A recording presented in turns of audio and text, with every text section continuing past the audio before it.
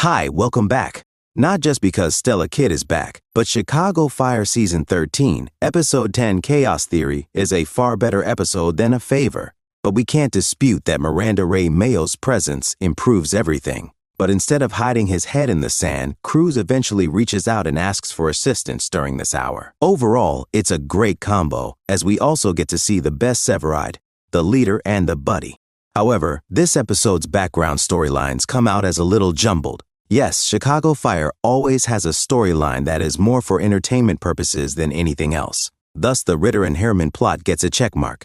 However, it never seems to fit with the rest of the show and has no resolution. However, neither the Stella narrative nor the Violet and Carver thing make it clear where Chicago Fire is headed. We're hoping that Stella's tale will lead us to the family plot that we were promised, and that it will also re-examine the kids' interaction between her and Severide. During one of the calls during this hour, Stella has a fairly nice plot with Amy, the school's instructor. Because she feels guilty and freezes up during the school call, she contacts Stella regarding Girls on Fire. Stella, however, tells her against it as she is already very good at what she does, which is teaching. She makes it apparent that even if she would make an excellent fireman, she doesn't have to change who she is now because she feels bad by telling her that her freezing up is very normal. Stella has a good plot, but it seems like it's laying the groundwork for something bigger. There's something a little strange about Amy claiming to know Stella and then bringing up Girls of Fire when Stella questions her about it.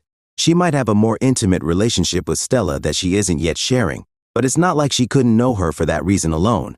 And that, well, that's more fascinating than their pleasant moment in this episode. At last, at this hour, Joe Cruz recalls who he is, or perhaps more significantly, who he wants to be. And it's wonderful to watch because the pattern of poor choices was becoming stale. He contacts Kevin in addition to Severide, which seems like the ideal mix in our opinion. Cruz feels that as a firefighter, he didn't give it his all in every circumstance. He let Flacco perish. The fact is that he did what he did in this episode in order to keep his family safe.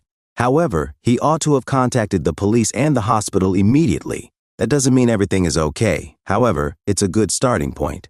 Additionally, this entire plot is generally a positive moment for a character that is far too frequently marginalized.